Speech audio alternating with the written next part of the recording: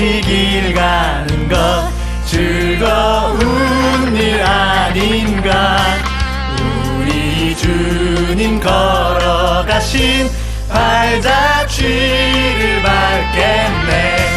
한 걸음 한 걸음 주 예수와 함께 날마다 날마다 우리는 걷겠네.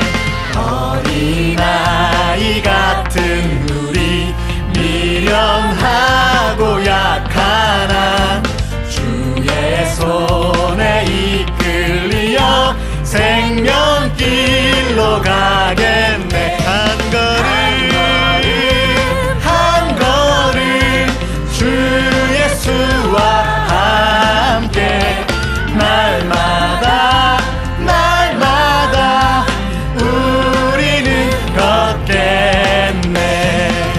주와 같이 길 가는 것 꽃이 피는 들판이나 험한 골짜기라도 주가 인도하는 대로 주와 같이 가겠네. 한 걸음 한 걸음 한 걸음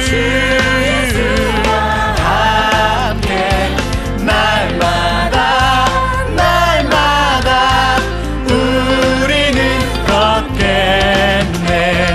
옛날 선지의 녹같이 우리들도 천국에 들려 올라갈 때까지 주와 같이 걷겠네. 한 걸음 한 걸음 한 걸음 함께 날마다 날마다 우리는 걷겠네. 한 걸음 한 걸음 오 주 예수와 함께 날마다 날마다 우리는 걷겠네. 우리는 걷겠네. 주 예수와 함께 날마다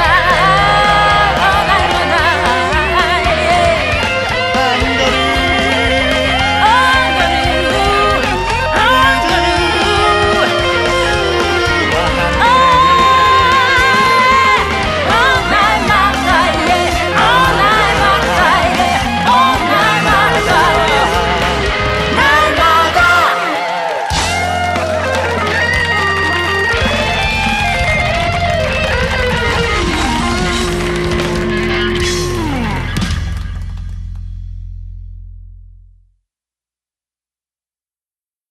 약초의 고장이자 산삼의 본향인 함양 지리산 자락 800고지. 게르마늄이 풍부한 땅에 씨를 뿌리고 농약 한 방울 비료 한 톨 없이 추운 계절 더운 계절 견디며 7년을 기다립니다. 산삼 순백 5,000개 이상의 구매 후기와 만점에 가까운 평점.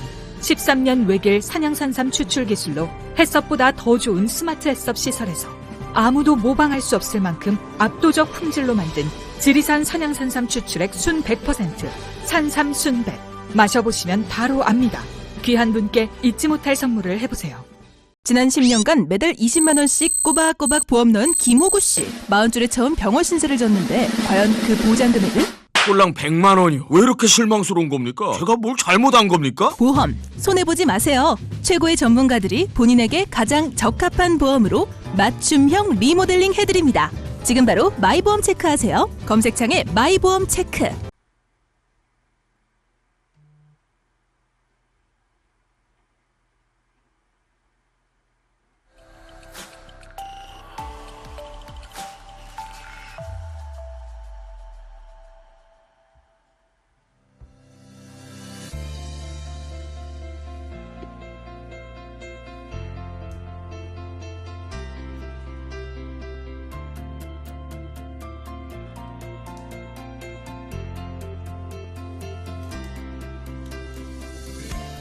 윤석열, 김건희 개똥입니다. 이런 얘기를 어떻게 언론이 쓸 수 있느냐라고 하는 문제는 심각합니다. 불합리를 견뎌내면서 계속 항행할 수 있느냐. 원희룡 같은 사람은 하급 나르시시스트 이렇게 머리가 이제 그 수준이니까. 입만 열면 거짓말이라더니 정말 끝이 안 보입니다. 윤석열 같은 인간 저 오래 못 갑니다. 우리 국민들이 저 그냥 넘어갈 국민들이 아니에요.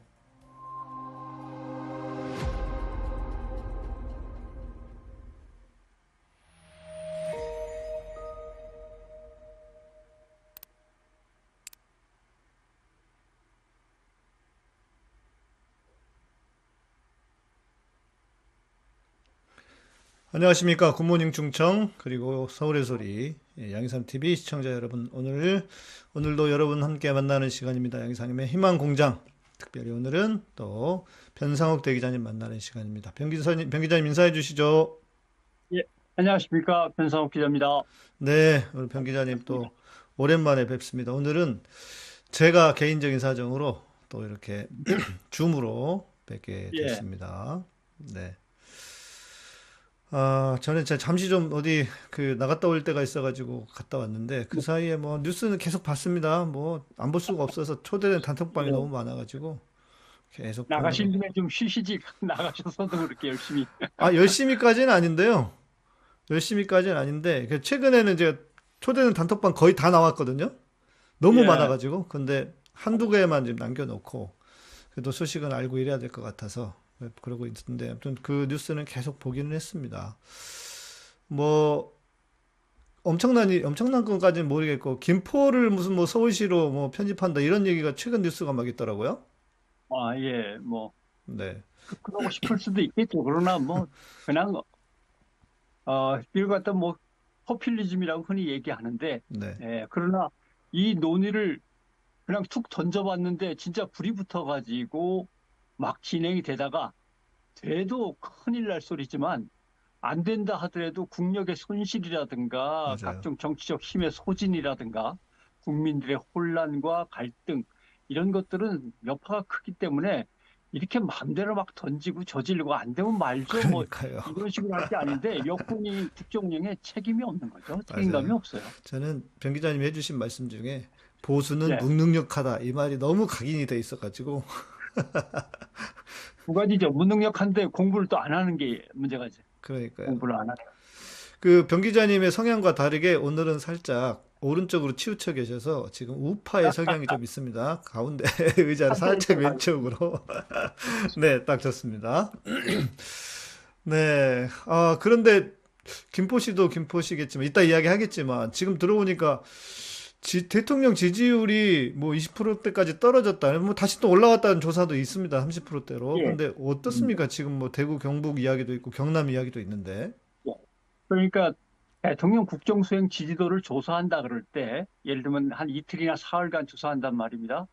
그때 어떤 이슈가 있었냐, 또 그때 어떤 사건이 터졌냐, 뭐 이런 것 때문에 오르락내락 하는 거니까 문제는 흐름이고 흐름 속에서 뭔가 도드라지게 보이는 특징 같은 걸 잡아내야 되는 게 맞죠. 그래서 이번에 제가 MBC 경남에 다녀왔는데, 마산에 다녀왔는데 거기에서 KSOI라고 하는 여론조사 업체하고 10월 27일, 28일 이틀간 여론조사를 했습니다. 네, 그 지방에서 한 거네, 그 지역에서. 네, 그 지역만 한 거죠. 그러니까 예. 대충 마산을 중심으로 해서 경남 지역이 이제 조사 대상에 들어갔겠죠. 대통령 국정운영 평가에서 대통령이 잘하고 있다. 긍정평가가 46.7이 나왔습니다. 46.7. 역시 그 동네 무서운 생각보다 동네다. 많이 나왔으니까. 근데 대통령이 못하고 있다가 부정이 49.7이 나왔습니다. 오, 그래도 어찌됐건 부정이 좀 높네요. 3%포인트도 높죠. 네. 근데 이제 이거 명확하게 해야 되니까 실제로 여기에서 오차 범위는 플러스 마이너스 3.1입니다. 그러니까 0.1 정도 안에 들어오긴 했지만 네, 거의 끄트머리에 이제 걸려 있는 거죠. 그러네요. 또 하나 오차 범위 내이긴 하지만 뭐하고 비교해 보면 흐름을 알 수 있냐면 17일과 19일 날 한국 갤럽에서 역시 똑같은 내용의 조사를 했습니다. 대통령의 국정 수행에 대해서 지지하시느냐 아니면은 비판적으로 보시느냐. 여기에서 얼마가 나왔냐면은 상당히 뒤집혔죠. 확 뒤집혔습니다.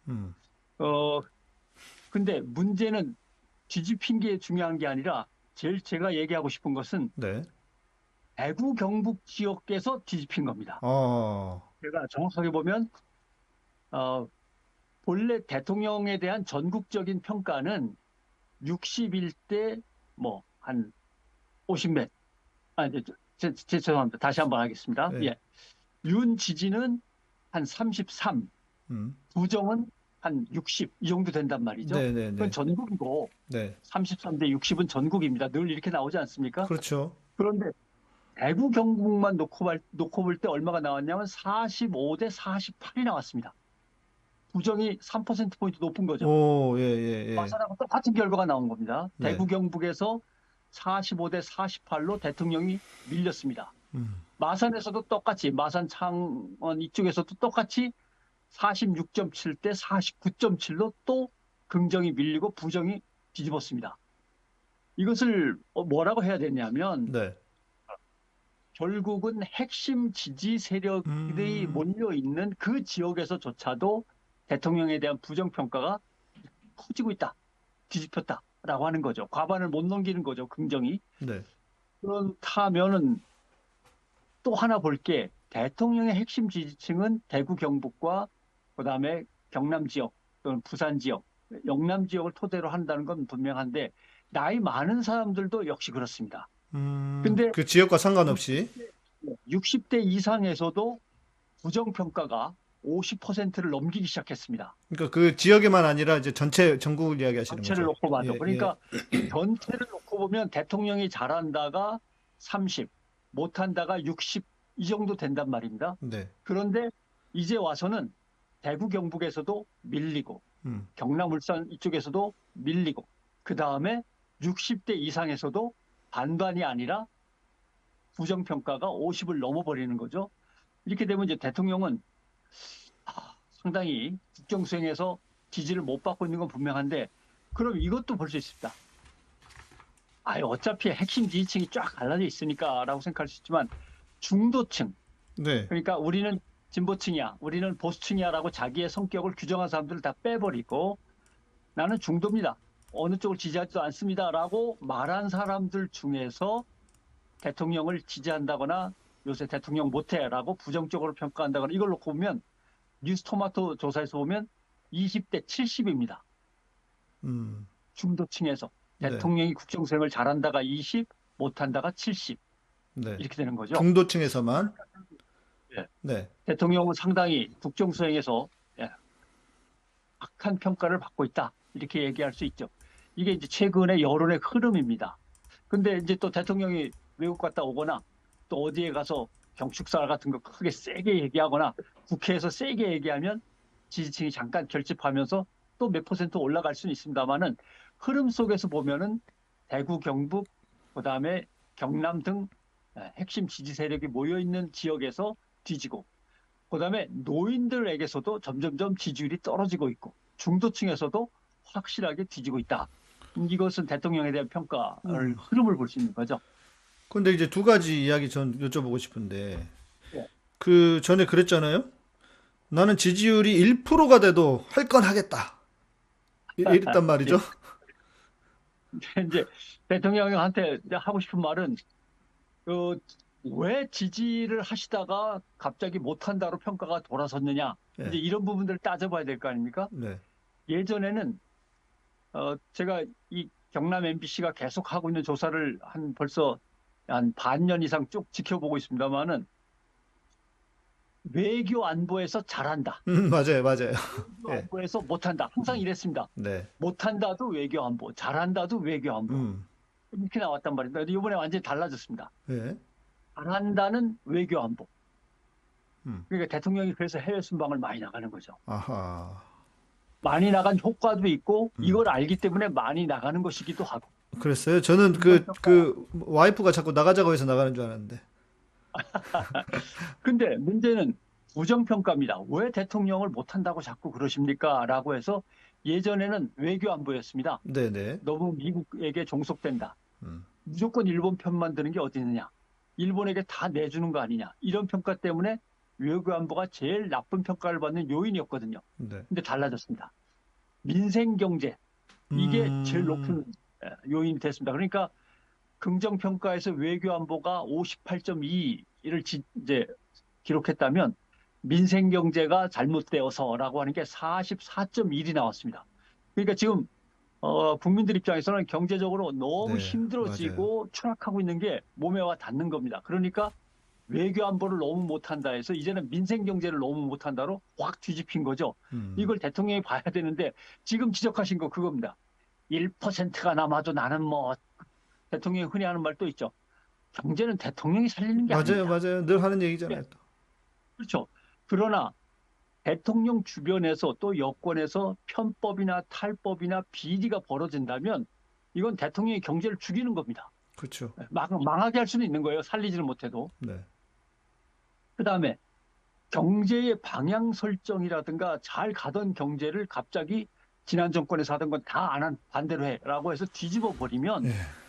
이건 또 경제를 갖다 흔드는 꼴이 된단 말이죠. 그래서 그 무역 순인가가 뭐 북한이 10몇이고 우리가 200인가 그렇다면서요.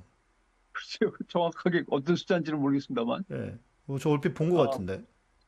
예. 카톡방에서. 그런데 또 하나 문제는 대통령이 경제를 이렇게 못하면 임기 끝나면서 경제가 되돌아오지 않습니다. 맞아요. 한번 예. 경제가 무너지면 그걸 다시 방향을 바로잡고 지나간 과오를 수정해서 제자리로 돌려놓는데 또 몇 년 걸린단 말이죠. 맞습니다. 결국 임기 5년으로 끝나는 게 아닌 경제적인 부실, 경제적 허술함, 이것은 대통령이 큰 책임을 져야 할 문제인데 그 대통령이 경제를 다 일일이 어떻게 살립니까? 라고 하는 태도를 아직도 갖고 있다면 나라가 걱정인 거죠. 자기 책임 아니라고 하니 참. 그런데 또 반면엔 저는 지지자들도 그런 것 같아요. 지금은 이렇게 지지율이 빠지지만 막상 투표를 할 때는 보면 또 그거 있잖아요. 우리가 남이가 하면서 또 그렇게 돌아서서 찍어가는 그런 거 있잖아요. 옛날에 지금 그 예를 실제로 지난번 보니까 이재명 대표 그 고향인 그 어디입니까? 거기 경주 안동 쪽에서도 지금 못 이겼잖아요. 그 얼마 안 남았잖아요.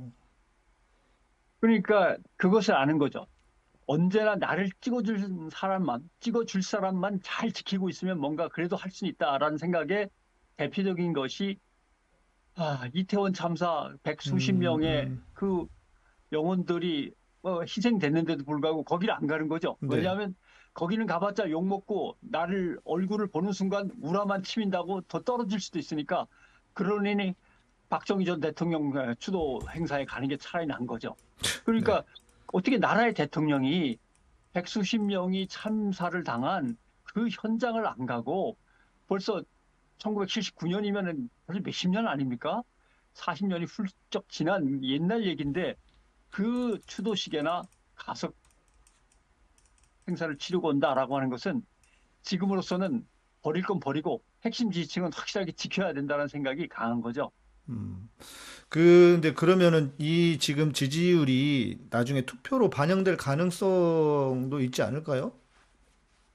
이 지지율은 가능성이 있죠. 왜냐하면 말씀을 드렸는지 모르겠습니다만 한국의 선거는 특히 대통령 선거나 대통령 지지율을 놓고 보면 좀 간단합니다. 정당 지지도 그렇지만 30, 30, 40입니다. 네. 진보 30, 뭐 보수 30, 중도가 40. 네. 이게 이제 35, 35, 30으로 바뀌죠. 왜냐하면 중도에 있다가도 말씀하신 대로 선거철이 이제 다가오면 자기 갈 바를 정해야 됩니다. 네. 40이라고 하는 거대한 중도층이 그냥 남아있지는 않죠. 결국은 보수로 가든지 진보로 가든지 아니면 진보 정당 쪽으로 가든지 갑니다. 가는데 결국은 35, 35, 30이 됐다가 40, 40, 20이 됩니다. 그러다가 결국 어느 한쪽이 45가 되고 어느 한쪽이 40 그냥 남아있고 나머지 한쪽이 15입니다. 그 15는 정의당, 진보당 합쳐서 한 5, 6 정도 되고 나머지 한 10 정도는 지지할 수 없어 아무도. 이렇게 하면서 포기하는 사람들. 이거나 아니면 불쌍해서 찍거나 이런 사람들 포함되나요? 근데 이제 지금 같은 경우 보면은 아직도 35, 35, 30으로 가고 있지 않습니다. 어디를 찍을까 망설이고 있는 거죠. 총선을 네네. 앞두고. 네. 예. 벌써 옮기고 막 서로 자기 세력으로 가서 붙었어야 되는데 국민들이 고민이 많은 겁니다. 그리고 또 하나, 어떤 경우에는 이런 상황이면은 누가 봐도 대통령의 지지율이 나쁘니까 국민의힘 지지율도 나쁠 거라고 생각하는데 음. 당분간은 국민의힘 지지율이 더 빨리 올라갈 수 있습니다. 그래요?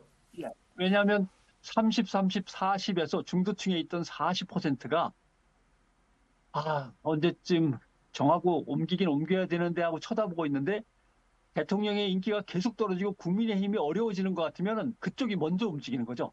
아이고 저 안 되겠다 이러다가 네네. 하면서 먼저 움직이기 시작하면은 당분간은 국민의힘이 먼저 지지율이 올라갈 수도 있습니다. 아하. 민주당 지지할 사람들이 좀 늦게 움직이는 거죠. 그런 차이가 있어서 여론조사라고 하는 거는 꾸준히 지켜보시면서 흐름을 파악해야 될 겁니다.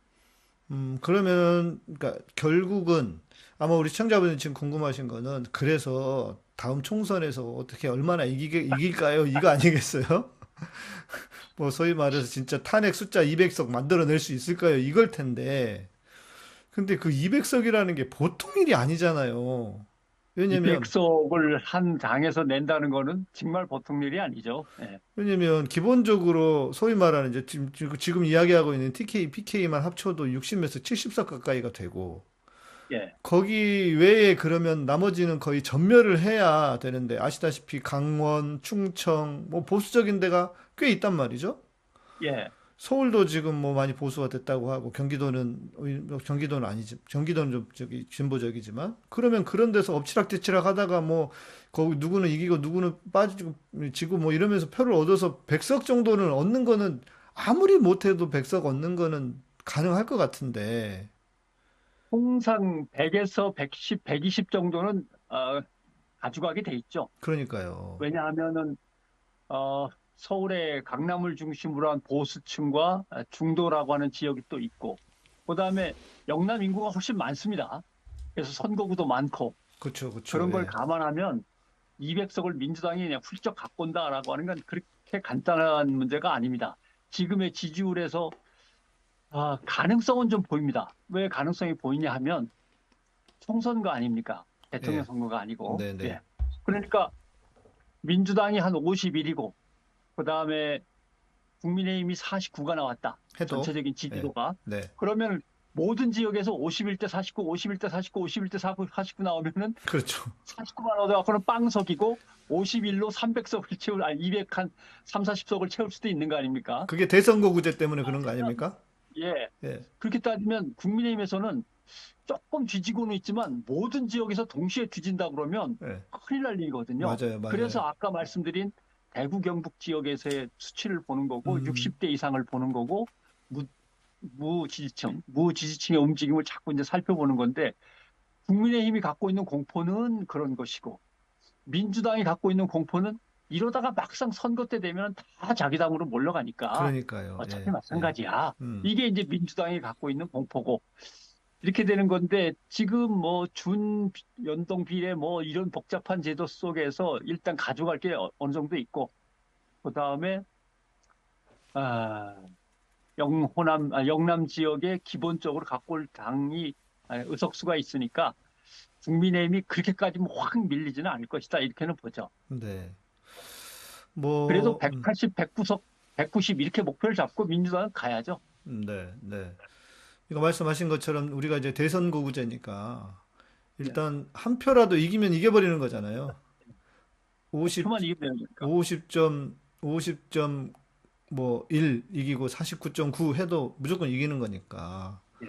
그런 상황이긴 하지만 또 말씀하신 것처럼 뭐 연동제 비례대표 연동 비례되자면은 그러면 또 거기서 거의 반반으로 나뉠 거고. 그렇죠. 그러면 그게 열 몇 표 되니까 이게 200석이 이게 보통 일이 아닙니다. 이건 진짜 나라가 뒤집힐 일이고. 아마도 180석이라고 하는 민주당의 지난번 성과는 예. 분명한 것은 일단 중진국의 상위권에 있거나 막 이제 선진국으로 진입하려던 순간에 문재인 정부의 확 지지율이 올라가고 그다음에 선진국 진입이 확실해졌다는 거고 그다음에 코로나19 팬데믹 상황에서 우리나라가 워낙 국제적인 위상이 높아지는 것 이런 것들을 국민들이 봤던 순간에 이제 투표를 했기 때문에 그때 180 가까이 간 것은 그 덕이 큰 거죠. 대통령의 네. 국정수행 지지도 높았던 거, 그 다음에 코로나19 팬데믹에서의 국가 위상과 경제적으로 선진국대에 훌쩍 뛰어든 것과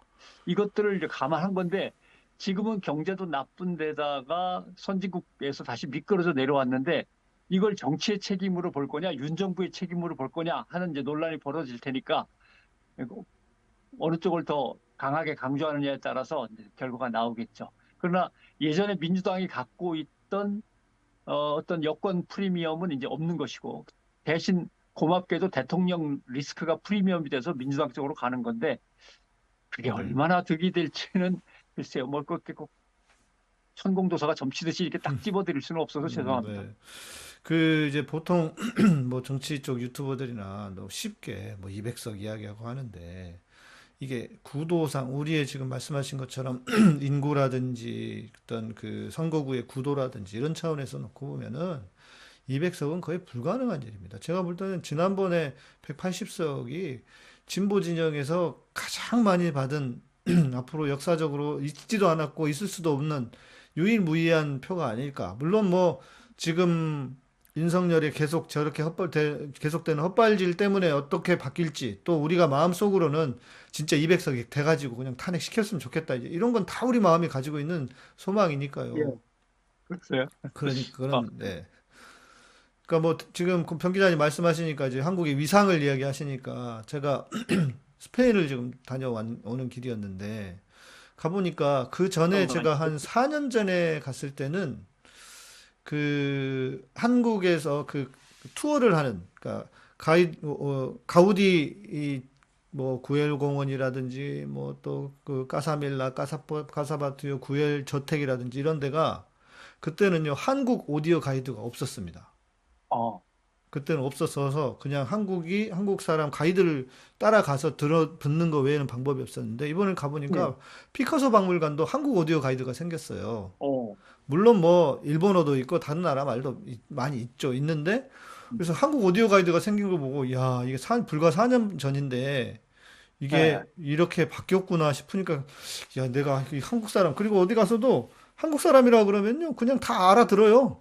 한국 엄청 뭐 반가워하죠. 네, 한국에서 왔어? 뭐 이러고 다 그래요. 그래서 야, 이 때가 지금 시대가 많이 바뀌었구나. 그래서 우리가 진짜 이게 치고 올라가던 이게 갔어야 되는데 저는 아유, 큰일 나지. 아유, 말해 뭐 하겠습니까? 좀 화딱지만 나고. 아무튼 대통령은 해외 순방을 열심히 나갑니다만 해외 순방 가는 바람에 그 나라에서 한국의 인기가 올라가느냐 이거는 한번 나중에 따져봐야 될 문제고 가서 뭘 하고 오는지는 잘 모르겠습니다. 근데 이제 지금으로서는 민주당은 지금이 찬스입니다. 그리고 급합니다. 왜냐하면 보궐선거에서 강서구청장 보궐선거에서 여당이 졌단 말입니다. 상당히 참패를 했죠.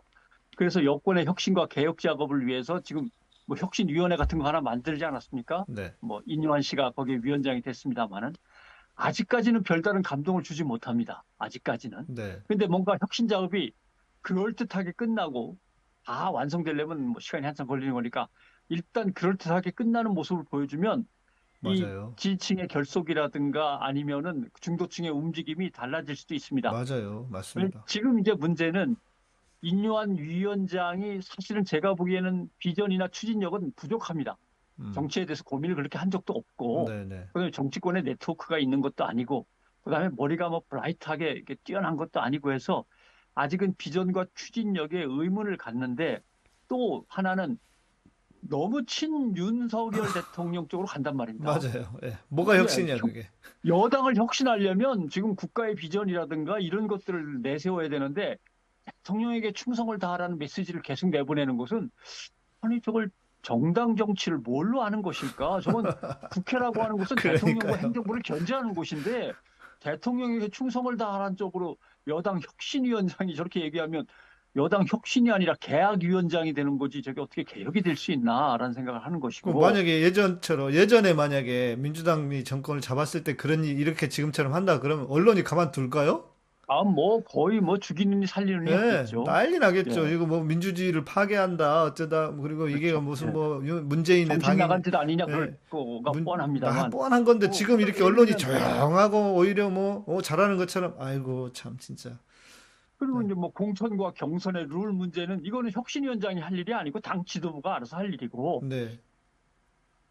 당의 구조를 어떻게 바꿀 거냐, 당의 체질과 문화를 어떻게 바꿀 거냐, 이렇게 이제 혁신위원장이 할 일인데, 그 당의 비전과 이념과 철학을 바로 세우는 일에는 등한시하면서 너는 저리로 출마하는 게 낫겠어. 너희들은 이쪽으로 빠져나와서 위험한 지역으로 가서 과감하게 대들어.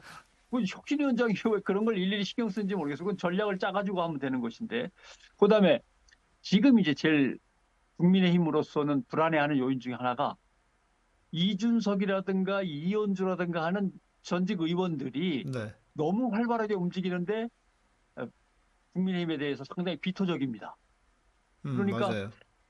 이 이탈 세력들이 계속 부정적인 이야기들을 하는데 그 파급 효과가 대단히 큽니다. 그러니까 내부에서 균열이라든가 또는 흔들림이 있는데 이것을 어떻게 다독거리면서 빨리 수습을 하느냐. 이것도 이제 국민의힘의 어떻게 되면 다급한 과제인데 이 시기에 민주당은 뭔가를 해야만 의석을 끌어모을 수가 있는 거죠. 그러니까요. 반대되는 모습을 분명하게 보여야 되는데 아직 민주당의 혁신을 위한 어떤 움직임 같은 거는 제가 잘 모르겠고 너무 조용합니다. 그다음에 예전에 예. 그랬듯이 언제나 그랬듯이 너무 조용합니다.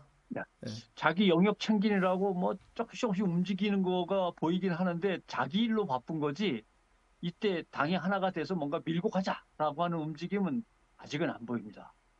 그런 점에서 민주당도 이 시기를 놓친 다음에 여당이 정비되면 그때는 선거라는 건 어떻게든 여당에게는 여권 프리미엄이라는 게 있습니다. 네. 예를 들면 무슨 정책을 내놓는 거 아닙니까? 예를 들면 요번에 얘기한 김포 같은 네. 것도 그렇고 갑자기 주식시장 같으면은 뭐 공매도 당분간 중지 뭐 이러면서 확 끌어올릴 수도 있고. 그래서 주식 주가 많이 올랐던데요? 예, 왜 뭐 엄청나게 올랐죠 하루 새에. 네. 그런 식으로 여당은 국회를 거치지 않고 쓸 수 있는 카드들이 많거든요. 네. 그러니까 지금 민주당으로서도 급하게 움직여야 되는데 뭐 그 흐름에 대해서는 제가 정확하게 어떻게 하고 있는지는 잘 모르겠습니다. 그러면 지금 이렇게 대통령 지지율이요. 그 빠진다고 하는 것을 빠지고 20%대 정도로 내려오는 게 우리 편에서는 중요하다고 늘 이야기하는 것이 그렇게 되면 일단 중요한 거는 이제 뭐 자기는 1%가 돼도 하겠다고 하지만 혼자 합니까? 밑에서 말을 안 듣잖아요. 네. 이제 그게 중요하지 않을까. 예. 20% 떼지고 빠지고 그러면은 뭐 아니 공무원들이나 밑에 시키는 사람들도 지금 아니 배가 지금 난파 중인데 내가 왜 여기 올라타고 다 그냥 빠져나오려고 그럴 텐데 그런 게 지지율이 빠지고 지지율이 낮게 나오는 게 그런 게 중요하고 또 그런 게 무서운 거 아닙니까? 예. 그러니까 이걸 어떻게 볼 수 있냐면 이제 흔히 말하는 침묵의 나선 이론이라고 하는 게 있습니다. 자기는 분명히 이건 잘못됐다고 생각하는데 먼저 비판의 목소리를 크게 내기는 어렵습니다. 예. 그러니까 뒤따라가죠. 누군가 먼저 내주면 그 뒤를 따라갑니다. 예, 누군가 외쳐줘야. 예. 국민의힘이 왜 어려워지고 대통령의 국정수행 지지도가 왜 TK 경북 대구 지역에서 또 경남 지역에서 뒤집히느냐면은 강서구청장 보궐선거가 그 침묵의 나선 이론을 깨는 어떤 쐐기 역할을 하는 겁니다. 네. 예, 벌려놓는. 그러니까 강서구청장 보궐선거 이전에는 별로 얘기가 안 나오는데 여당이 확 꺾이는 게 눈에 보이니까 이제 조금씩 자신 있게 목소리들을 서로 높이는 거죠. 이게 이제 하나의 흐름으로 이어지면은 커지는 겁니다. 그러니까 강서구청장 보궐선거에서 조그만한 틈이 확 벌어져 가지고 뭔가 금이 찌지직 하고 갔을 때 여기에다 민주당이 계속 망치질을 해가지고 그 틈을 벌려야 되는데 그 전략은 뭐 당이 알아서 할 문제인데 그러니까 국민의힘은 여기에서 다시 한번 혁신위원회가 혁신을 하려다가 삐그덕거려갖고 깨진다든가 이런 게 생기면 이제 위태로워지는 거죠. 그 위태로워지는 걸 보면 그다음에 생기는 게 뭐냐면은 이준석, 유승민 신당이라든가 안 되겠다 해쳐 모입시다 라고 해서 빠져나가서 별도로 모이는 이런 문제. 그다음에 이제 또 하나 남은 국민의힘 리스크는 여당 오래 해 드신 분들은 험지로 가서 거기서 하십시오라고 했는데 대구 경북 지역이나 경남 또는 부산 울산 지역에서 싫습니다 하고 난 무소속으로 출마한 다음에 다시 들어갈게요. 미쳤어? 내가 미쳤냐? 예. 아니 꽂아만 주면은 무조건 당선되는 지역인데 내가 그렇게 기반을 닦아놨는데 나더러 김포로 가라는 둥 뭐 일산으로 가라는 둥 그러면 억울하죠. 무소속으로라도 나가서 내가 당선된 그렇죠. 다음에 예. 그때 가서 들어가겠다. 이렇게 할 수도 있습니다. 그러면 나오면 국민의힘 공천, 무소속, 네. 전 국민의힘 이렇게 되면 둘 다 안 되는 거죠. 근데 핵심 지역에서 이런 일이 벌어지면 이제 심각한 거죠. 그 전에 이제 다독이려고 어떻게든 노력을 하겠죠. 근데 이제 되게 재미난 거는 두 가지의 어떤 법칙이 있어요. 총선에서. 뭐냐 하면은 물갈이를 많이 하면 이깁니다. 보통 그렇다고요. 그렇더라고요. 예. 초선들이 와 하고 많이 밀려가면은 이깁니다. 뭐 물론 초선에서 떨어지는 사람도 있지만 전체적인 숫자로 봐서는 이기게 된단 말이에요. 그러니까 네. 물갈이를 잘해야 되는 거죠. 물갈이를 많이 하되 괜찮은 사람들을 좀 대거 등장시키면 그 선거에서는 그 정당이 확 유리해지는 거고. 두 번째 또 어떤 게 있느냐면 당을 뛰쳐나가서 새 당을 만드는 경우가 있는데 네. 그게 잘 되려면 공천 전에 빠져나가면 그 당이 지지를 많이 얻습니다. 뭔가 신념과 소신에 의해서 그렇죠. 나가서 만들었다. 가상하다. 근데 공천에서 망가진 다음에 공천에서 탈락한 다음에 에이씨 하면서 홧김에 뭉친 어떤 느낌을 주면은 지지도가 그렇게 안 높습니다. 근데 지금 그러니까 법적으로는 공천에서 지면은 나가서 출마 다시 못 틈이 하지 별로 않습니까? 없거든요. 그러니까 벌써 예비 경선하고 막 이럴 때 떠밀렸다. 그래서 우리가 완전히 찌끄다시처럼 내몰렸다라고 할 때 우르르 나가는 것보다 네. 미리 우리의 정치 철학은 이거요라고 선언하고 빨리 나갈수록 지지를 많이 얻거든요. 그러니까 정말 나가고 싶은 사람들이 있다면 생각을 해봐야죠. 다만 몇 석이라도 비례대표로라도 건진다면 일찍 나가서 빨리 결성하는 게 좋긴 좋고 그러나 어쩌면 나한테 줄지도 몰라라고 하는 희망 때문에 못 나가고 버티는 경우도 있고 아니 이래서 정치가 재밌죠. 예, 이익으로 뭉친 인간들이 그런 걸 용기 있는 짓을 하겠습니까? 안전빵을 택하지. 아이고 참. 그러니까 저는 지금 또 민주당이 제가 늘 말씀을 드렸는데 민주당의 총선 전략은 한 가지인 것 같다. 아무것도 하지 말자. 그래요? 그랬는데 이재명 대표가 구속영장이 발부가 뭐 기각되고 이러면서 분위기가 많이 바뀌고 그래서 야 이제 대차게 밀고 가면 뭐가 나아지겠다 생각이 들었는데 여전히 전이나 지금이나 아무것도 하지 말자 뭐 이런 것 같아요. 그래서 이게 지금 뭐 이게 맞을까? 도대체 이게 말씀하신 것처럼 이러다가 어찌 됐건 또 뭐 저쪽의 분위기가 회신 뭐 좀 뭐가 바뀌는 것 같고 뭐 다행히 그렇지 않아 보이니까 다행이지만 그러면 또 우르르 몰려가고 이러면 민주당이 힘들어지고 결국은 현재 상황에서 뭐 민주당이 뭐 국민의힘을 대응할 수 있는 당은 민주당밖에 없는 상황인데 이게 어떻게 가야 되나 진짜 이게 시민들 이 소위 말하는 정치 고관여층의 이 민주 시민들 깨어있는 시민들만 이게 속 타고 있는 시절이 아닌가 싶어요. 예. 뭐 당도 이기려면은 전략을 열심히 짜겠습니다만은 아무튼 대통령의 국정수행 지지율이 떨어졌다는 것, 그다음에 국민의힘 인기가 약간 시들해졌다는 것, 이거에 민주당이 안주하면 안 되죠. 그러니까요. 이럴 때 박차를 가야 됩니다. 예. 그러니까 반대로 가야 되는데 국민의힘은 국민의힘대로 국민한테 뭘 우리가 해 드릴 수 있나, 국민은 뭘 요구하나를 그게 혁신인데 그런 점에서 혁신을 해서 제대로 된 보수 정당으로서 좀 등장을 하든지 간절히 바라고 있는데 글쎄요 뭐 바란다고 될지는 모르겠습니다만은 그러나 윤석열 정부의 기본 기조는 기회주의적 포퓰리즘입니다. 네. 뭐한 된다면 막 뿌리고 지키고 안 지키고는 뭐 신경도 안 쓰는 거고요. 실천은 신경 안 쓰고 무조건 제가 해드릴게요. 뭐 할 수 있습니다. 이러면서 막 나서는 거니까. 네. 아까 국민은 오다가 무조건 옳다는 대로 뭐. 공매도 관련해서 기자회견을 봤는데 그 브리핑한 걸 봤는데 왜 하느냐? 모른다. 다른 데 하는 나라 있느냐? 난 모른다. 그럼 어떻게 해야 될 거냐? 앞으로 같이 논의해서 잘해보자. 뭐 이런 식이더라고요. 하라니까 하는 거예요. 하라니까. 한시적으로. 하라니까. 그러니까 쉽게 말하면 위에서 지금 찍어 내리니까 하는 거지. 그러니까 지금 김포로도 재미를 못 봐. 안 되고 하니까 이제 그나마 주가 이거 올려서 뉴스에 뭐 나오더라고요. 전쟁 중인 이스라엘보다 주식이 지금 더 낮게 떨어지고 있다. 이러니까 그나마 그거 하려고 그런 것 같은데. 근데 시장의 어떤 추락이라고 하는 게 왜 전쟁 중인 나라보다도 더 떨어지는가 하는 데 대해서는 좀 이거 정부 여당 야당 할 거 없이 상당히 심각하게 달려들어야 될 문제인데 너무 경제에 대해서 신경 안 쓰고 그냥 넘어가는 걸 분명합니다. 혁신을 떠나서 정치라는 것 자체가 국민들이 원하는 거, 백성들이 원하는 걸 하는 게 정치 아닙니까? 그리고 예, 예. 국민들이 보지 못하는 거를 그걸 기초로 해서 국민들이 보지 못하는 것을 더 희망적이고 더 긍정적인 것을 찾아서 가는 게 정치인 건데, 아니 이거 우리나라는 보면은 정치인들은 가만히 앉아 있고 애꿎은 시민들만, 돈도 안 받는, 월급도 세비, 소위 말하는 그 세비도 안 받는 시민들만 이 세상을 이끌어 가고 있으니, 하여간 이 탐관오리의 나라에서 역사와 전통을 자랑하는 탐관오리, 그런데 거기에 또 의병의 나라, 우리 또 시민들이 또 늘 이끌어 가야 되는 그런 우리의 신세가 진짜 좀 뭐라고 해야 될까, 화딱지가 납니다. 아무튼 바라기는 지금 얘기하신 대로 국정을 효율적으로 또 건강하게 열이 넘치게 끌어오지 못한 책임은 분명히 있으니까 이번에 그렇게 했던 사람들은 좀 많이 내려가시고 젊고 의욕 있고 건강한 정치인들이 좀 많이 등장했으면 좋겠고, 그런 분들의 어떤 좀 많은 지지 좀 보내주셨으면 좋겠어서 정치를 쇄신시켜야죠. 그러니까 생각 같아서는 네. 신당이 하나 나왔으면 좋긴 좋겠는데 어떻게 될지는 모르겠습니다. 네.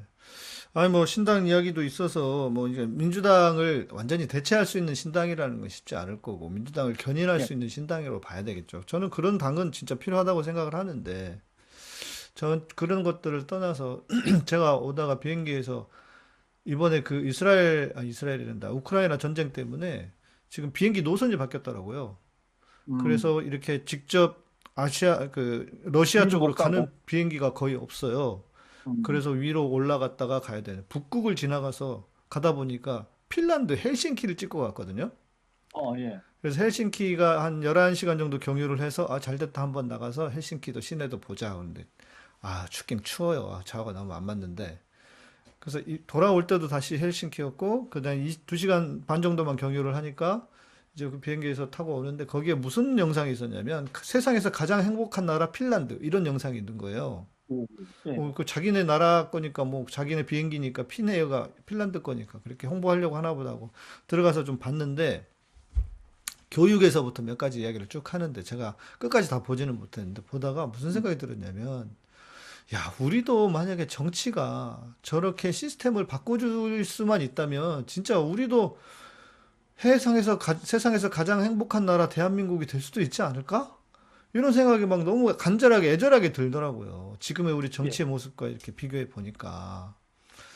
좀 시간이 필요하고 다 때가 필요하겠지만, 정말 제가 좀 그 눈 감기 전이라도 그렇게 좀 그런 걸 보고 갈 수 있었으면 좋겠다는 생각이 듭니다. 또 사실 북유럽 돌 때 많은 것들을 놀랬지만, 교도소 같은 경우 옆에 호텔이 있어가지고 가족들이 면회 오면은 그냥 그 가족들하고 하룻밤 자고 들어오고 그러더라고요. 호텔에 가서. 그렇습니까? 와. 예, 그런 경우도 있고, 지금 얘기하신 스웨덴, 핀란드, 덴마크 쪽에 이제 흔히 벌어지는 일이지만, 교도소에 수감 중인 사람들도 예를 들면 일자리를 구해가지고 일하고 돌아옵니다. 예, 출근했다가 퇴근한단 말이죠. 예. 근데 그럼 나는 그렇게 일하고 싶지 않다 그러면 그냥 교도소에서 그냥 쉬면 되고, 낚시도 하면서. 예. 그냥 어떤 큰 감옥이라고 하는 것이 이렇게 철조망 속에 있는 것이 아니라 교도소에서 낚시해요? 넓은 지역에서 편하게 움직이는 거니까요. 교도소 수감자가 낚시를 해요? 출퇴근도 하고 낚시도 하고. 야. 뭐 왜냐하면 이게 사회적 비용이 얼마나 절감됩니까? 그렇죠. 예. 자기가 출퇴근해서 돈 벌어서 저축하고 이러는 것이 결국은 사회적 비용을 아끼는 거거든요. 네. 그다음에 그걸 감시한다, 뭐 감옥을 올린다, 그 안에서 사람들이 뭐 건강이 나빠지고, 이것도 다 사회적 비용으로 맞습니다. 결국 해결해야 다 되는 거니까. 세금으로 내야 되는 건데. 예. 그러니까 사람을 대하는 태도 자체가 정치와 어떤 문화의 어떤 차이 때문에 이렇게 다른 거죠. 그런 점에서 그런 것도 많이 부러웠고, 제일 부러운 건 역시 독일의 대학 제도가 많이 부러웠죠. 네. 누구든 어느 대학이든 가서 대학을 들어가서 공부를 할 만한 어느 정도의 지식 능력만 갖췄다면, 한번 그 패스만 하면 어느 대학이든 자유롭게 다닐 수 있고 돈도 안 들고 학비가 배우고 싶은 무료잖아요. 걸 배우고 이러면 되는데, 우리는 어느 학과에 한번 들어가서 졸업하고 나면 그걸로 어떻게든 내가 먹고 살아야 되니까 악착같이 버티는데, 배우다가 아니면 또 다른 걸 배우기도 하고 또 직장을 그만두면 다른 걸 배워서 다른 직장으로 옮기기도 하고 이게 자유롭게 될 수 있다는 게 정말 부러웠는데 자, 이런 큰 고민들을 하나도 못하면서 어떻게든 김포 쓰레기 매립장이나 김포 지하철 뭐 어디 저 지옥철을 해결 이런 것만 좀 어떻게 해서 선거에서 좀 도움을 받을까 이런 생각만 하고 있으면 곤란하죠. 야, 그러니까 진짜 이게 우리가 정치가 좀 바뀌면 또 저는 그렇게 뭐 유럽의 국가들이 할 수 있는 것처럼 저는 할 수 있다고 생각해요. 네. 뭐 하면 할 수 있는 거지 뭐 못합니까? 이런 국민이 갖고 있는 지적인 능력이나 어떤 열정 같은 것들을 그대로 활용해서 선진국으로 뻗어나갈 수 있는데 네. 빡빡 막혀 있는데 막힌 걸 뚫는 작업이 정치가 하는 일인데 그러니까요. 정치가 더 막혀 있어서 이제 어렵다고 하는 거죠. 그리고 보니까 이번에 제가 또 여행하면서 느낀 거는 우리 국민들의 어떤 그 학습 능력이라고 해야 될까? 이게 예. 엄청나게 빠른 것 같아요. 그러니까 빠르죠. 예전에는 소위 말하는 어글리 코리안, 해외 나가가지고 막 이상한 짓 하고 이런 사람들 많이 있었잖아요. 예. 근데 요즘은 그런 사람들이 별로 안 보이고, 음. 그러니까 우리들의 어떤 그 준법 의식이라든지 나가서 또 스스로가 우리는 야, 한국 사람이 나가서 그런 거 하면 되냐 하면서 우리들 스스로가 그걸 바꾸어가는 이런 능력이 저는 상당히 탁월한 것 같거든요. 그러니까 예. 세계 시민으로서의 어떤 이 수준 안으로 쉽게 들어가고 있는데 저기 옆 나라 중국은 잘 그게 안 되는 것 같고 제가 보니까 중국이야 워낙 유명하죠. 그러니까요. 아, 중국은 진짜. 근데 근데 그런 국가에 대한 자부심이나 우리가 이 정도 수준 높은 국민이야라는 자부심이 없으면 사람들이 떠나버립니다. 이번에도 과학기술 맞아요, 원 맞아요. 그 전국의 학교 동맹들, 학생 동맹이 성명서 냈는데 거기 나오지 않습니까? 음, 이미 잘리고 있다. 근데 과학기술부 장관은 뭐라고 해명을 했으냐면 연구 예산을 좀 잘리긴 했지만 연구원들 예산은 자른 게 없기 때문에 학생들은 무사히 다 자리를 지킬 것이다. 라고 해명을 했는데 아이고, 이미 뭐 사립대는 더 많이 잘렸고 국립대, 서울대조차도 포닥들을 갖다 줄인다는 거 아닙니까? 그럼 여기서 당장 살아남는다 하더라도 여기서 얼마나 버틸까라는 생각을 안 할 수가 없죠. 그러면 미래 외국에 더 나은 데 있나 하고 알아보다가 이제 떠나는 거죠. 네. 떠난 다음에 돌아오는 건 정말 어렵습니다. 아, 힘들죠. 아이들 교육 문제도 예. 있고 아이들이 거기 적응을 해버리면 뭐 못 들어오죠. 제가 대표적인 거를 포르투갈 예를 하나 들어보면 지난 여름에 갔을 때 포르투갈 뉴스를 따로 보니까 뭐 히트 좀 희한한 게 있었고 찾아봤더니 의사가 없어요. 왜냐하면 의학을 공부할 만한 머리 좋은 친구들은 다 외국으로 가버린 겁니다. 아, 포르투갈에서 의대를 다니느니 스페인 가서 다니고 네덜란드 가서 다니고 독일에서 다니겠다는 거죠. 예.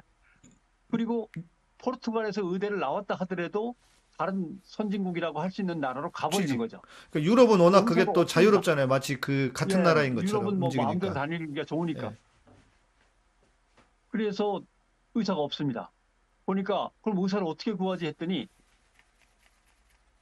전 세계에 포르투갈어를 할 줄 아는 의사 명단을 미리 확보해 놓습니다. 그 등록이 돼 있습니다. 쫙 국가적으로 등록해서 관리를 합니다. 그래가지고 산부인과 의사가 한 50명 모자라고 외과 의사가 한 100명 모자라고 내과 의사가 한 30명 모자란다 그러면 포르투갈어를 할 줄 아는 그 의사 리스트 중에서 외과, 내과 뭐 이런 식으로 해서 고릅니다. 그래갖고 연락을 다 해서 3년 계약으로 포르투갈에 와주실 수 있나요? 이걸 갖다 다 일일이 확인하는 거죠. 그래서 외국에서 계속 계약직으로 의사들을 불러오는 겁니다. 그거 외에는 방법이 없는 거죠. 보니까 이번에는 한 쿠바 의사 150명 정도가 온다 막 그렇게 돼 있더라고요. 그러니까 결국 인재들이 떠나면 다른 나라에서 제발 하면서 계약직으로 몇 년씩 모셔왔다가 또 떠나보내고 또 모셔왔다 떠나보내고 이런 수밖에 없는 건데 이런 과학기술, 의학 이런 쪽에서 이런 불행한 사태가 벌어지면 안 되는 거죠. 그러니까 의대의 정원 문제라든가 과학기술의 연구개발 분야 문제라든가 이런 것들이 정치가 빨리 컨트롤 해가지고 우수한 두뇌나 인재가 떠나지 않도록 뭔가 이 나라 괜찮아, 이 나라 정도면 좋지 이런 생각을 가질 수 있도록 해줘야 되는데 이제 안 되고 있는 거죠. 제가 그 얘기를 들은 적이 있거든요. 마케팅 하는 사람들은 한번 시장이 망가지잖아요. 그러면 그 시장을 복구하는데 3배의 에너지가 들어간대요. 3배.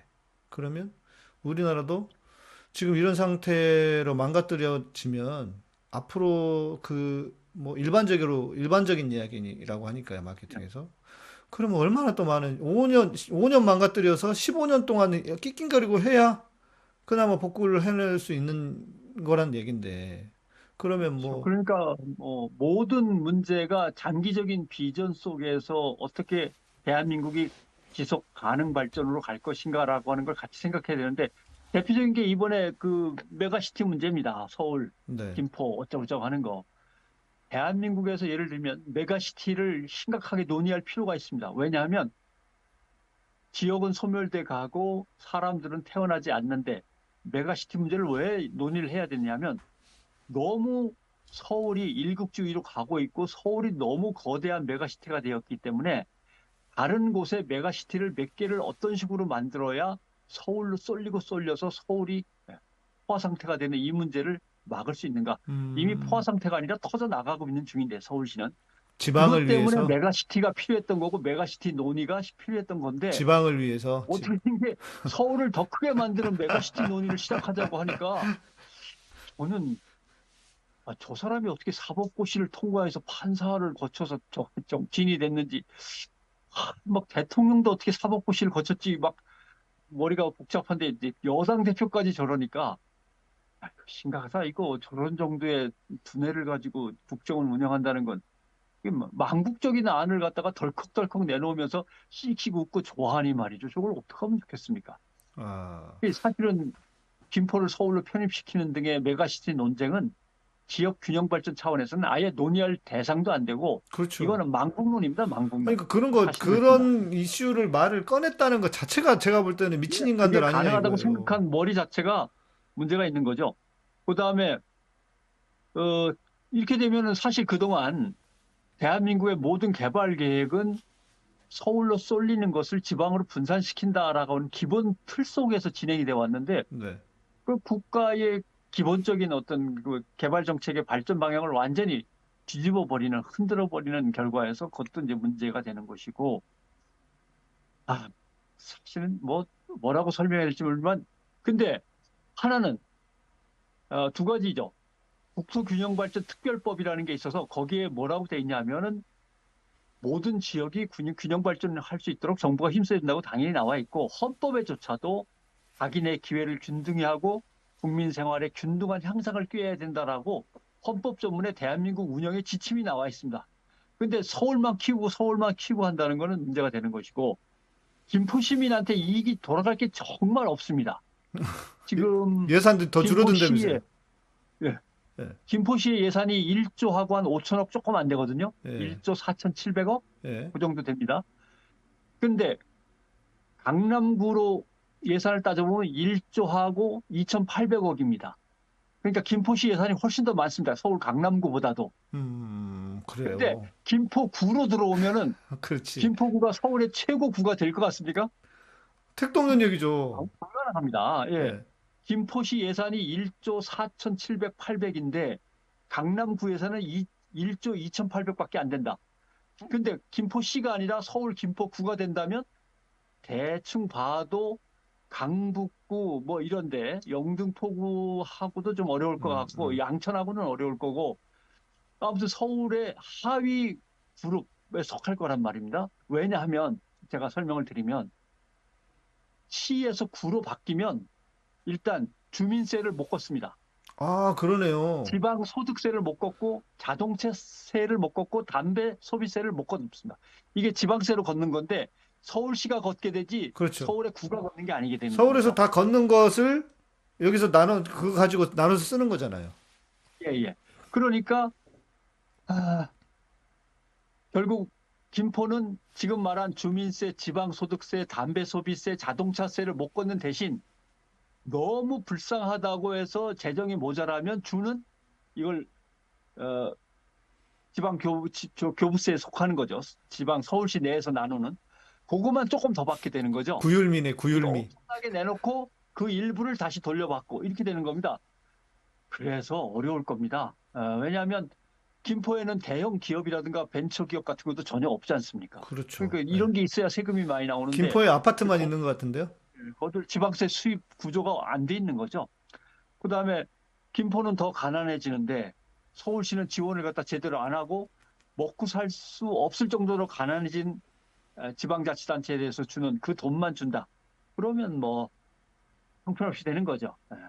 그러니까 이거는 만약에 한다 그러면 반대를 안 하는 김포시장은 업무상 배임죄입니다. 예, 그렇게 볼 수밖에 없는 거죠.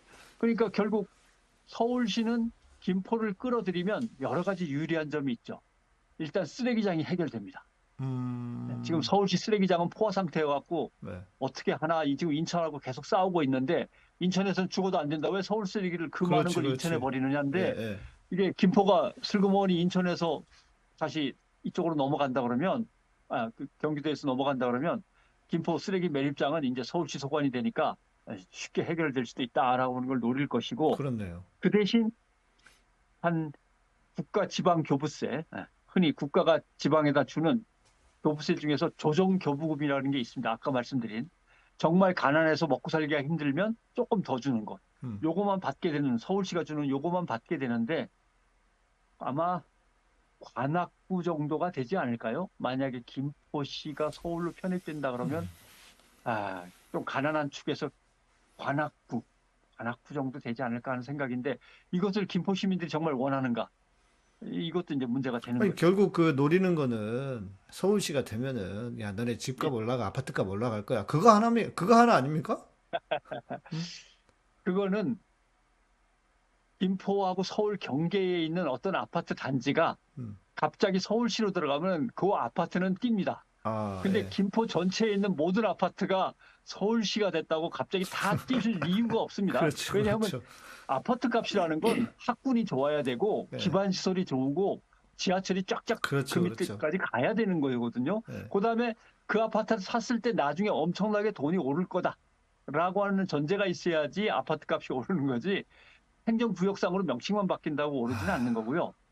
그다음에 이제 김포, 구리, 하남, 광명, 뭐 부천 전부 다 해달라고 그러면 그건 어떻게 할 거냐 이런 문제가 되고 그다음에 계속 통계가 나옵니다만은 서울로 출퇴근하는 사람들은 김포보다 일산, 부천, 광명이 더 많습니다. 네.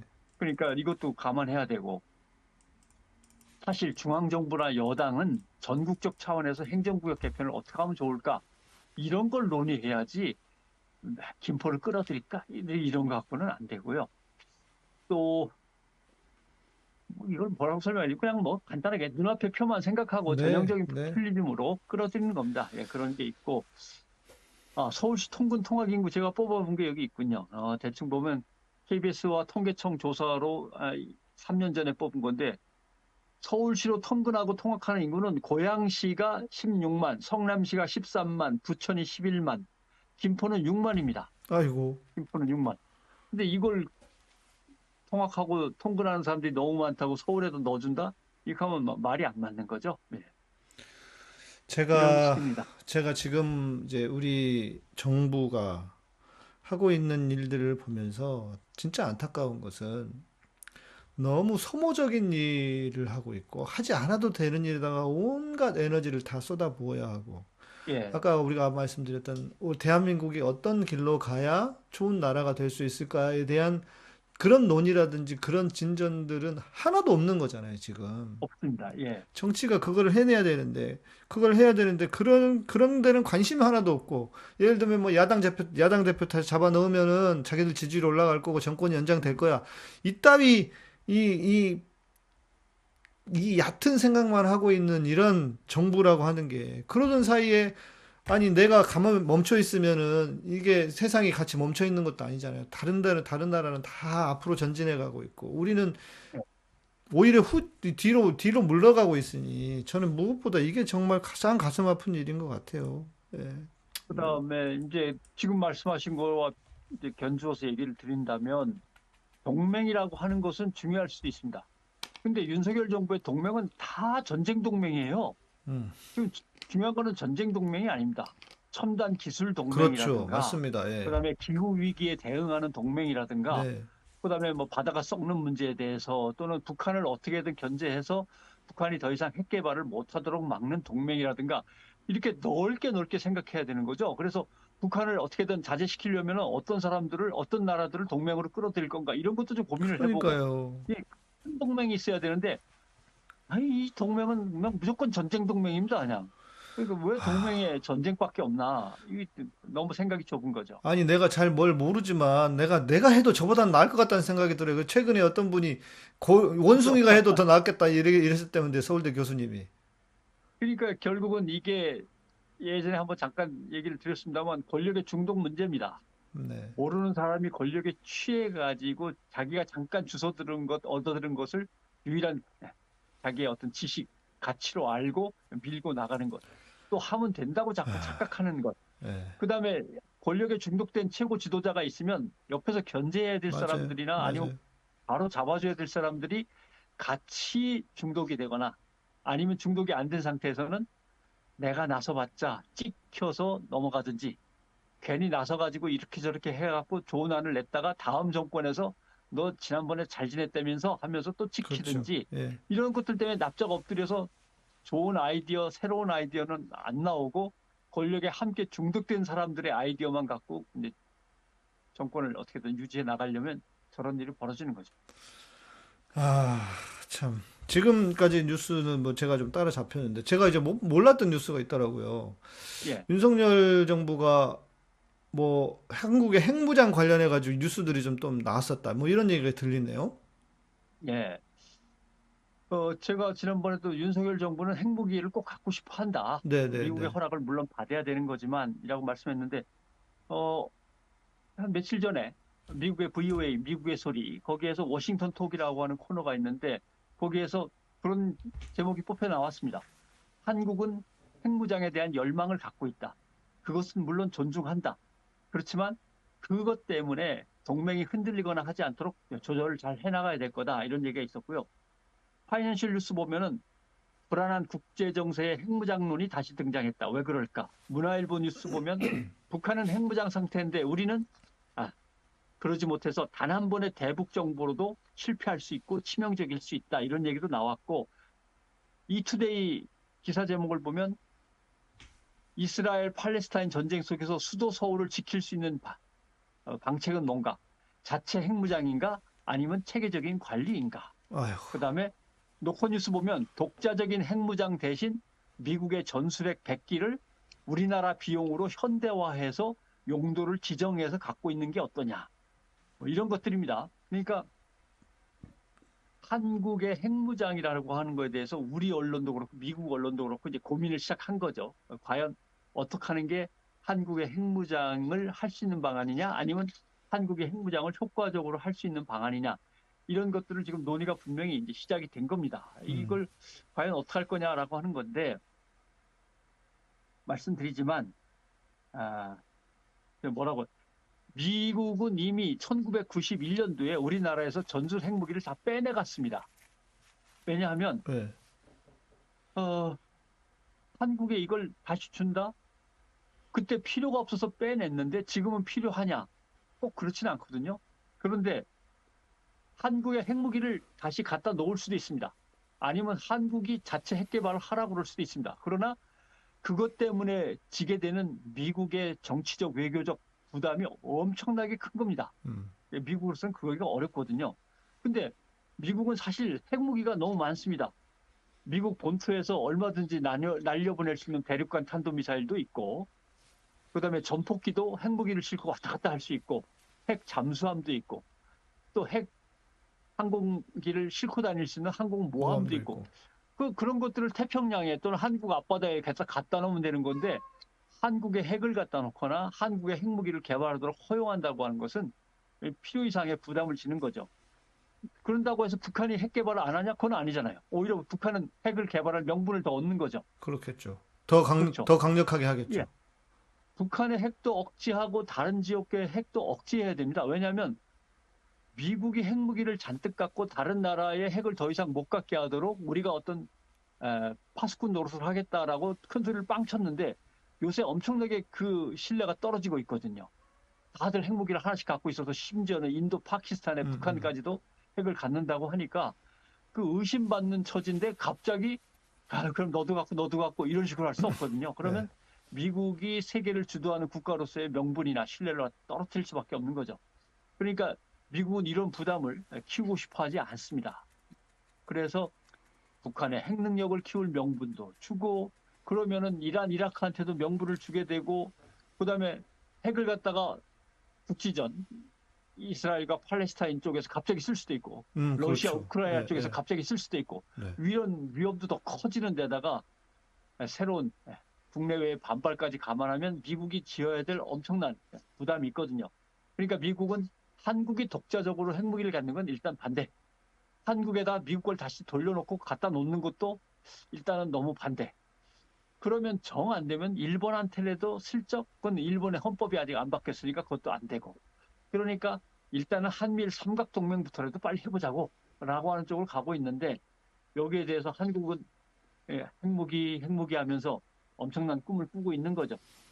그러나 이제 미국의 언론들은 한국이 꿈꾸는 거야 뭐라고 할 수는 없지 않냐? 라고 하는 생각을 하는 겁니다. 한국이 꿈꾸는 건 뭐라고 할 수 없는데, 네. 미국의 입장을 충분히 반영해서 통솔 또는 컨트롤 가능한 선에서만 움직여라.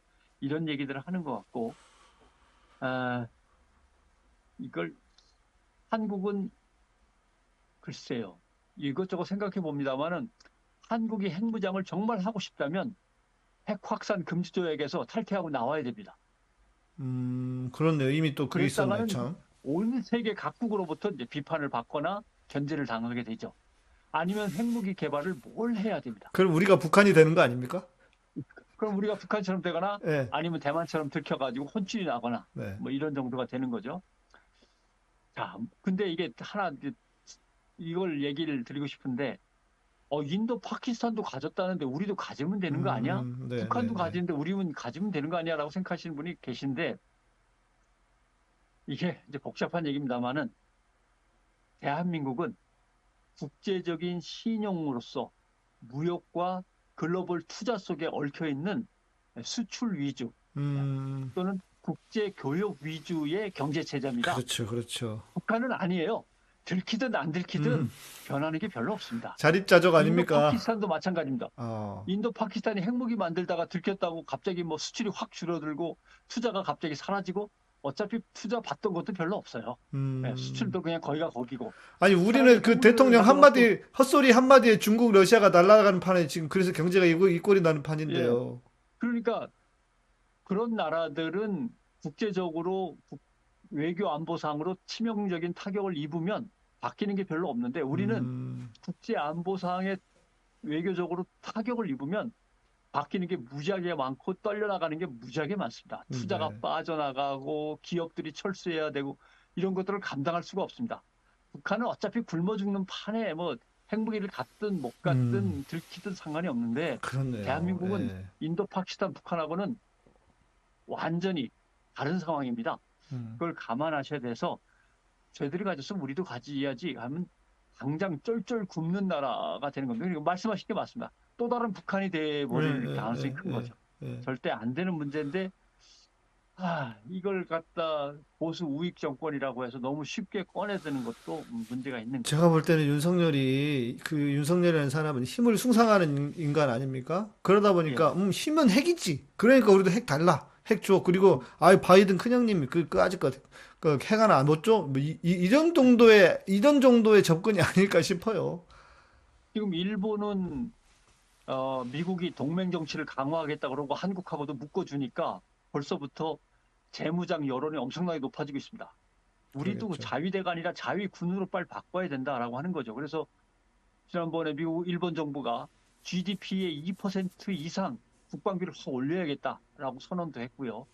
이런 것들을 따지면 사실은 대한민국이라고 하는 그 위치는 전 세계에서 가장 위험하고 골치 아픈 지점에 딱 놓여 있는데, 그렇게 쉽게 우리 한번 세게 뭐 군대를 일으켜 볼래요, 이런 식의 이미지를 줘서는 곤란하거든요.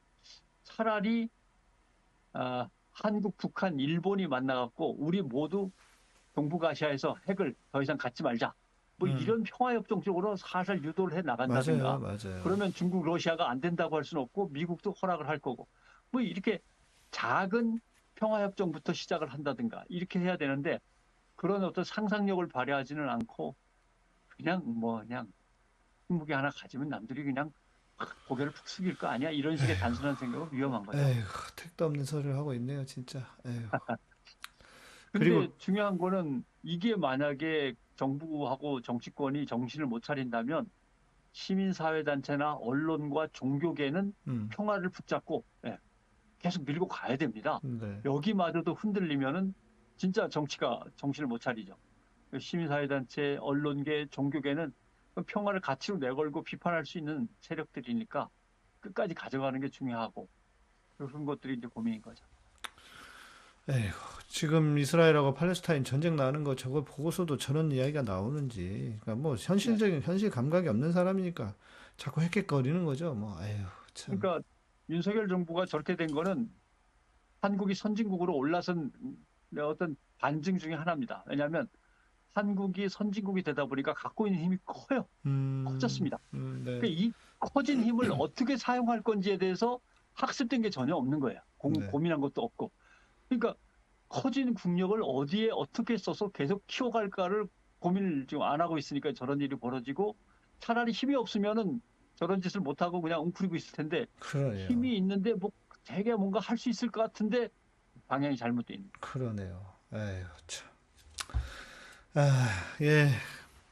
그리고 뭐 또 언론 관련해 가지고 또 무슨 훈련? 이슈들이 있었다고 하던데요. 예, 그 얘기 하나 언론 하고 관련 안 계신 동안에 이슈라면은 드디어 이제 언론 노조라든가 기자협회가 움직이기 시작했습니다.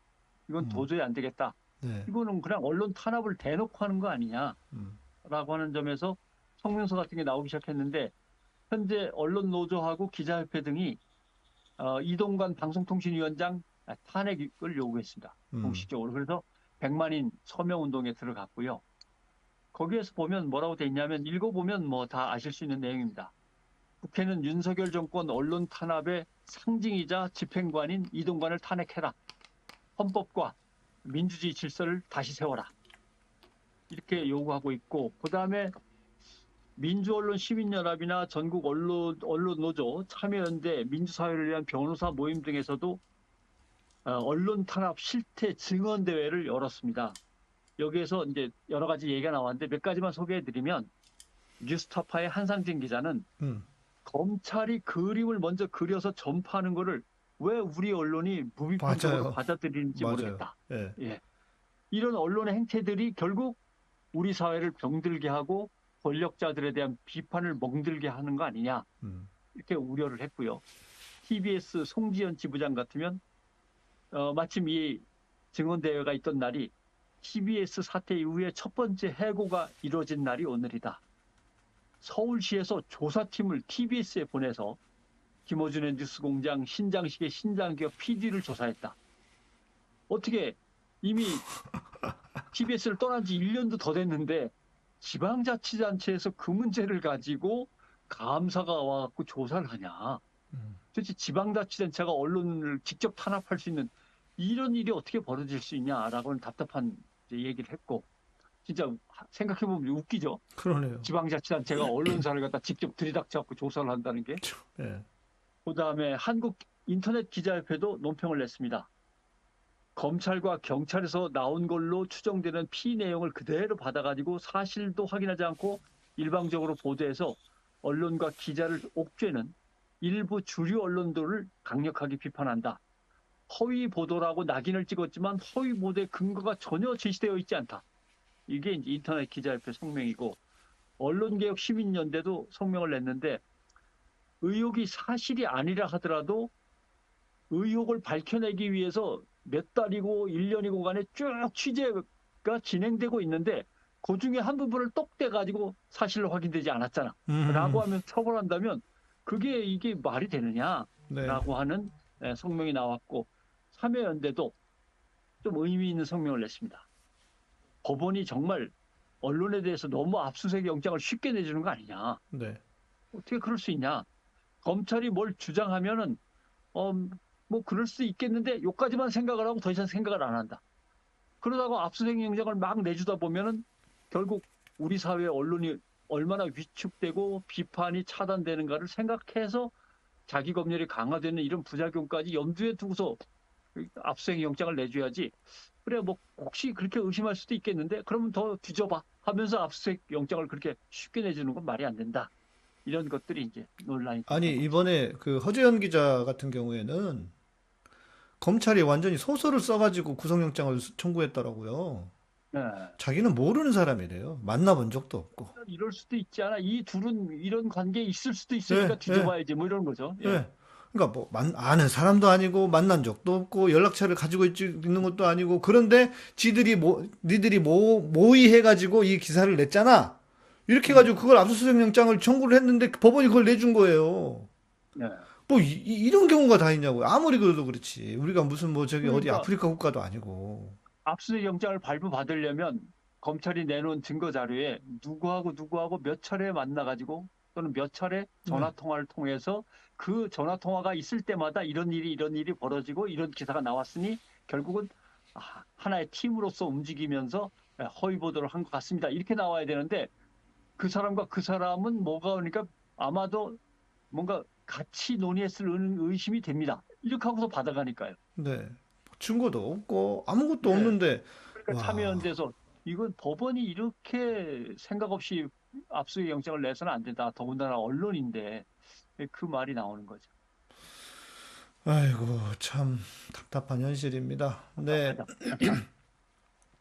근데 이걸 진짜 언론이 안 다룹니다.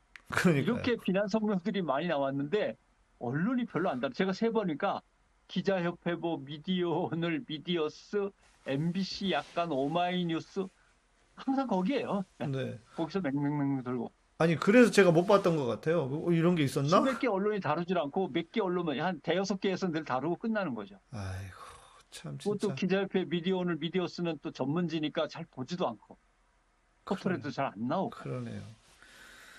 아이고 참 아이고.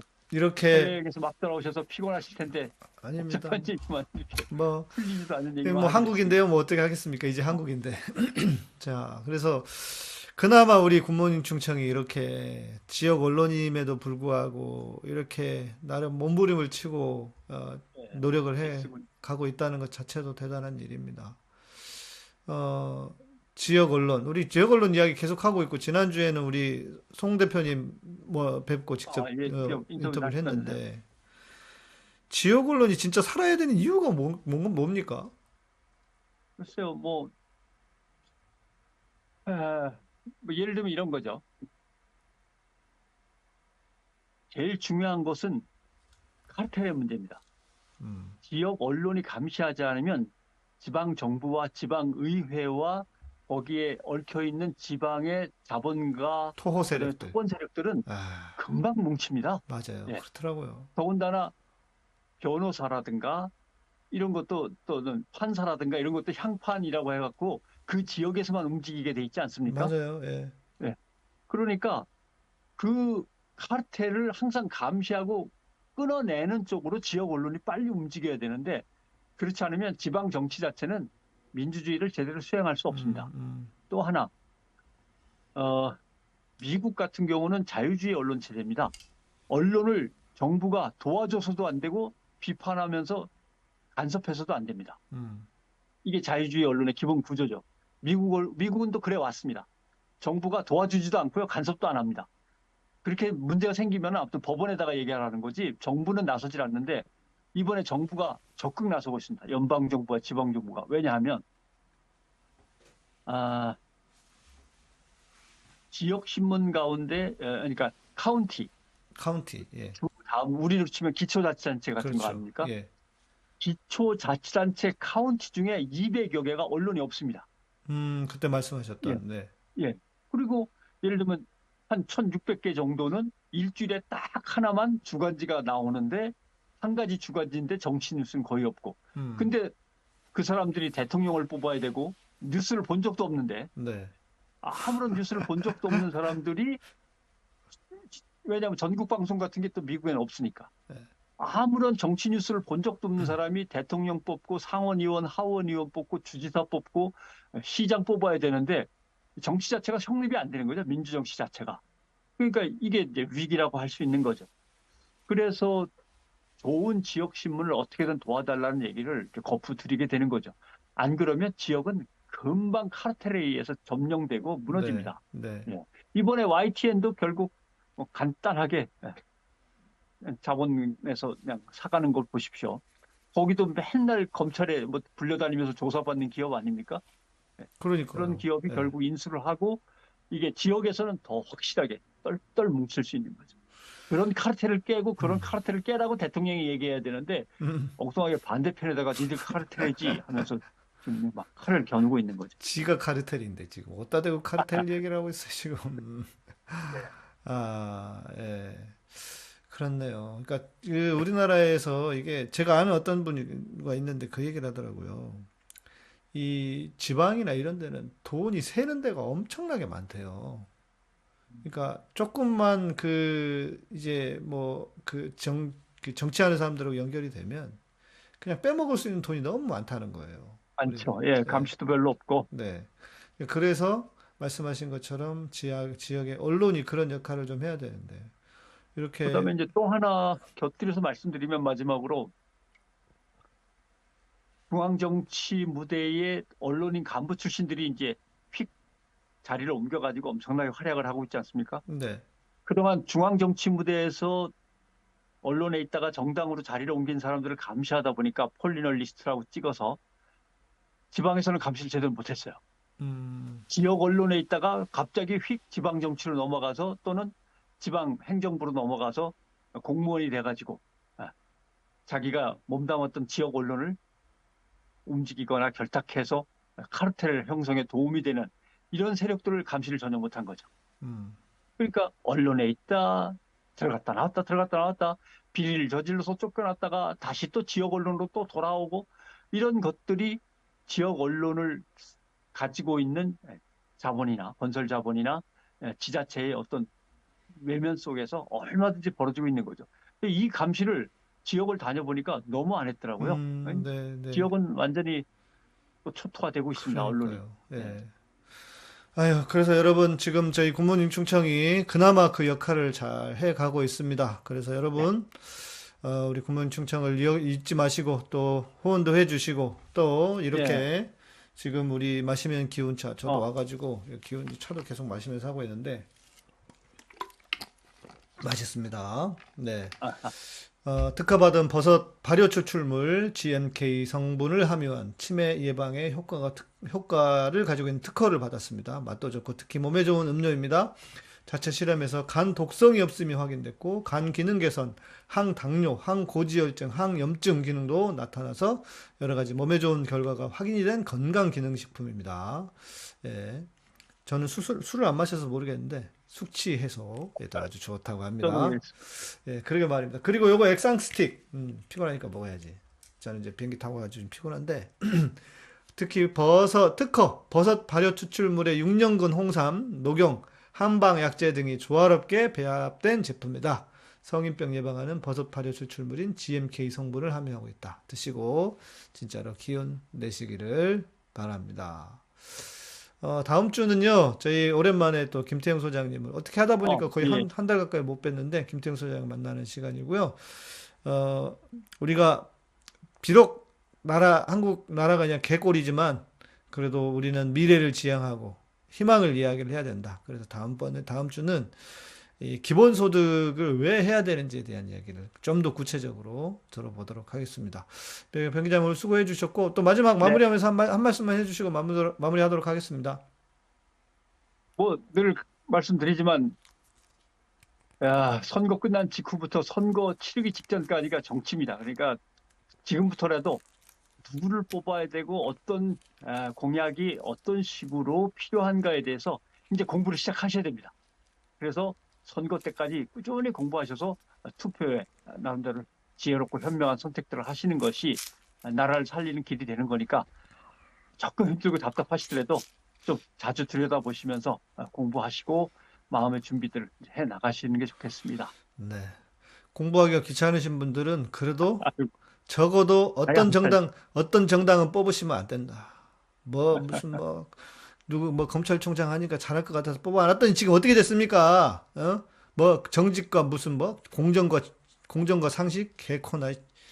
아유 진짜 진짜 속이 뒤집히고 진짜 이 몸에 병이 안 나는 게 다행일 정도입니다. 네. 건강 잘 챙기셔야죠. 공부하시고 예. 네. 병 기자님 오늘도 함께 해주셔서 감사드리고요. 네. 저희는 다음 시간에 뵙도록 하겠습니다. 예, 고맙습니다. 또 다음 기회에 뵙겠습니다. 감사합니다. 고맙습니다.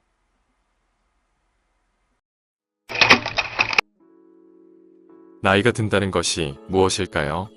처진 피부, 쑤시는 관절, 자꾸 없어져 가는 잇몸. 이 모든 것이 사실은 콜라겐 부족 때문에 생기는 것입니다. 그래서 콜라겐을 젊음의 영양분이라고 부른답니다. 콜라겐은 기본적으로 온몸의 탄력성을 유지시켜주는 영양소입니다. 그런데 콜라겐에 대해서 오해가 많습니다. 콜라겐 선택 시 핵심 포인트를 알아봅시다. 콜라겐을 먹는다고 몸속에 필요한 곳에서 바로 역할을 하는 것이 아닙니다. 콜라겐은 분자량이 큰 세포 덩어리라서 소화를 잘 시켜줘야 합니다. 그런데 항생제 등에 많이 노출된 동물이나 어류 등에서 채취한 콜라겐은 알레르기 반응을 일으킵니다. 콜라겐 포인트 하나, 항생제 등에 오염되지 않은 동물이나 어류에서 추출한 콜라겐을 써야 합니다. 콜라겐도 소화와 신진대사 과정을 거칩니다. 이때 지방과 당분도 신진대사 과정을 거칩니다. 그런데 혈당의 신진대사가 건강하지 않으면 콜라겐 신진대사도 건강할 수가 없습니다. 콜라겐 포인트 두 번째. 혈당 건강이 콜라겐 건강의 필수 조건이다. 대사 과정을 거쳐 형성된 콜라겐이 적합한 곳에 붙으려면 붙는 틀이 있어야 합니다. 이런 뼈대 역할을 하는 것이 바로 천연 비타민 C입니다. 그러나 화학합성 비타민 C는 좋은 뼈대 역할을 하기 어렵습니다. 콜라겐 포인트 셋, 천연 비타민 C와 함께 먹어야 제대로 기능을 한다. 걱정거리가 또 하나. 인공적으로 콜라겐을 주입시키면 몸이 자생적으로 콜라겐을 생성하는 능력이 약해질 수 있습니다. 고품질의 알로에 젤은 그 자체로 피부 건강에 좋을 뿐만 아니라 콜라겐 생성에 있어 신체의 자연적인 능력을 강화시켜 콜라겐과 함께 시너지 효과를 낼 수 있습니다. 콜라겐 포인트 넷. 질 좋은 알로에젤을 동시에 사용해야 콜라겐 자체 생성 능력을 약화시키지 않습니다. 캐나다에서 생산하는 천연 콜라겐 패키지에 관한 문의는 웹사이트 슈퍼엘레오틴.com 전화 1522-6801번이나 페이스북 자연건강대학 또는 카카오톡에서 엘레오틴을 검색하시면 됩니다.